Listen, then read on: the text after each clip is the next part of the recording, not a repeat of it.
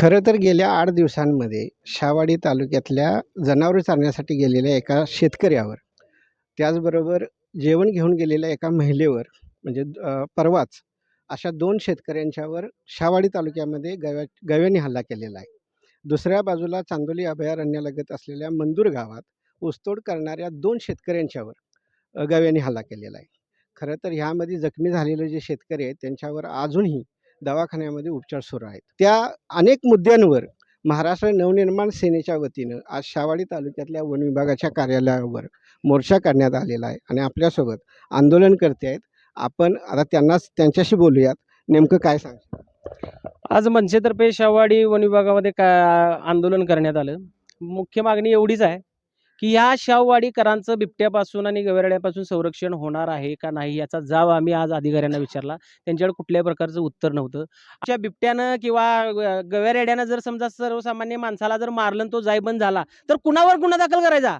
तुम्ही त्या अधिकाऱ्यांच्यावर गुन्हे दाखल करणार का आणि कोण करून घेणार? हा सगळ्यात यक्ष पडलेला प्रश्न आहे आणि शहावाडीकरांची या जाचातून या वन खात्यानं सुटणुका करावी, अन्यथा येत्या 15 दिवसामध्ये हे वन खातं फोडल्याशिवाय राहणार नाही.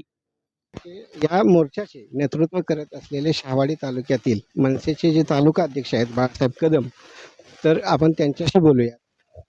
काय सांग? साहेब, गेल्या 29 तारखेला आम्ही या वन विभागाला निवेदन दिलं. या विभागामध्ये या शहावाडी तालुक्यामध्ये गेल्या अनेक दिवसापासून गवे, बिबटे, डुकरे यांचे हल्ले होत आहेत. खरं जर हे वन्य प्राणी मानवी वस्तीमध्ये काय आहेत त्याचं कारण पहिल्यापासून शोधलं पाहिजे. खरं तर याच्या पाठीमागचं सगळ्यात महत्त्वाचं कारण म्हणजे या जंगलांची बेसुमार वृक्षतोड. आमचा माणूस जर फांदी तोडू शकत नाही त्या जंगलातली, तर तो बुंद्याला हात घालू शकणार नाही. आणि जे काही हे मोठ्या प्रमाणात जंगल तोड होत्या ही या शासकीय अधिकाऱ्यांच्या परवानगीशिवाय ती होत नाही. त्यांच्या डोळेझाक करतायत आणि त्यांचं जे काही लागबांध आहेत हे या ठिकाणी जंगल तोडणारे जे काही विरोपण आहेत त्यांच्याशी यांचं साठेलोट आहे. आणि कुठेही कुंपण नाही.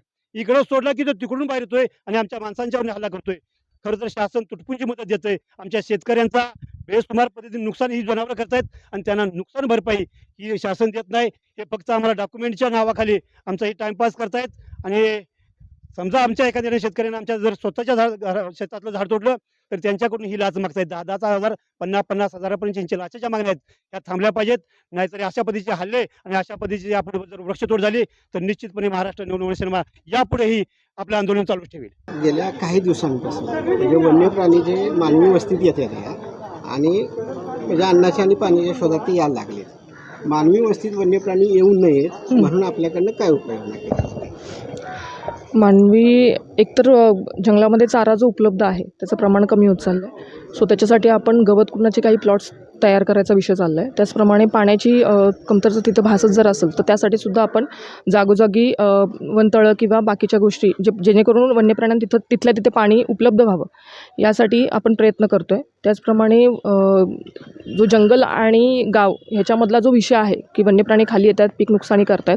सो त्याच्यासाठी आपण सोलार कुंपणचे प्रपोजलसुद्धा वरती पाठवले आहेत. त्या अनुषंगाने जेव्हा कधी फंडिंग होईल त्यावेळी आपण ही कामं आपण करू शकतो. म्हणजे ही पूर्ण स्ट्रॅटेजी की गवत आणि पाणीवरती उपलब्ध झाल्यानंतर त्यांचं प्रमाण कमी होईल आणि त्यातून कुठला गवा जर खाली आला किंवा वन्यप्राणी खाली आला सो सोलार कुंपणच्या अनुषंगाने त्याला आपल्याला तिथे थांबवता येईल. असं सगळा विषय आहे. खरं तर गेल्या अनेक वर्षांपासून म्हणजे चांदोली अभयारण्याला लागून असेल किंवा शहावाडीतल्या अनेक ठिकाणी माणसावर हल्ले होतात, पाळीव प्राण्यांच्यावर हल्ले होतात. त्यासाठी लोकांची एकच मागणी आहे की जंगलालगत किंवा अभयारण्यालगत तारेचं म्हणजे वॉल भिंतीचं तारेचं फेन्सिंग कुंपण घ्यावं. त्या अनुषंगाने तुमच्याकडनं काय प्रयत्न होत आहेत, केले जात आहेत, भविष्यात होतील का, काय कसं? नाही, सध्या ते प्रपोजल वरती गेलेले आहेत. सो ते जेव्हा कधी फंडिंग, कारण की नागपूरला ते प्रपोजल गेले, सो त्याची शक्यता आहे की आता ते प्रपोजल मंजूर होऊन येतील. तेच म्हणजे ऑल भिंतीचं नाही, ऑल भिंतीचं पॉसिबल नाही आहे तेवढं. आणि तार भिंत म्हणजे सोलार फेन्सिंगचं म्हणते मी. सोलार फेन्सिंगचं ती आधीचीच योजना आहे. पण जोपर्यंत तुमचं वन्य प्राणी जे आहे ते जे जंगलातच थांबायला पाहिजे ते जोपर्यंत मानवी वस्तीत येणार तोपर्यंत. कसं आहे माहिती आहे का, आता फक्त ज्याला जंगल लागू नये ज्या गावाला तिथंच प्राणी येतात असं नाही आहे. ज्या गावाला जंगल नाही तिथे सुद्धा प्राणी येतात. सो कुठं फेन्सिंग करणार तुम्ही? एका गावाला फेन्सिंग लावली तर दुसऱ्या साईडने बाहेर येणारच आहे, असा विषय ना. अभयारण्यालगत तरी असावं म्हणजे जी गाव आहे समजा उकळू आहे, सुकूर आहे, उदगिरी आहे, म्हणजे त्याच्यानंतरचा जंगल क्षेत्र आहे म्हणजे मोठं जंगल क्षेत्र. तर त्या गावांना ते शक्य आहे ना? ते करता येणं शक्य आहे. आता तो तिथला विषय आहे तो. तुमच्याकडनं तसं काही प्रपोजल गेलं नाही, शासनाला तो की जो काय तुम्ही आपल्याला जो तुम्ही वाईल्ड लाईफचा विषय म्हणताय तो अंबाबनेजूकडे येतोय. सो तिथला माझा काही विषय नाही आहे. आणि बाकी राहिला मलकापूर शावडीतला जो विषय आहे, त्याचं आपण प्रपोजल पाठवलेत. ते जेव्हा सँक्शन होईल तेव्हा आपण काम करून घेऊ ते.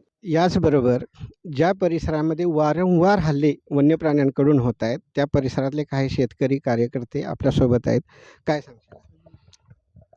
आम्ही या सगळ्या प्रकरणाला इतका वैतागून गेलेलो आहे. आज हा फक्त या साहेबांच्या वतीनं किंवा मनसेच्या वतीनं हा दिलेला प्राथमिक डोस आहे. पण यातून या वन विभागाने जर धडा घेतला नाही तर येत्या काळात सर्वसमावेशक असा, म्हणजे त्याला जात धर्म पंथ कुठला पक्ष याचं काही बंधन नसणार आहे, असं एक विराट आक्रोश मोर्चा आम्ही इथं आणून तुमच्या कांठळ्या उघडल्याशिवाय राहणार नाही. तर हे होते शहावाडी तालुक्यातले शेतकरी आणि मनसेचे कार्यकर्ते. खरं तर वन विभागानं आता तरी जागं व्हावं आणि वन्य प्राण्यांच्यापासून या तालुक्यातल्या माणसाचं मुख्यतः संरक्षण करावं, त्यांना सुरक्षा मिळावी यासाठी प्रयत्न करण्याची गरज आहे.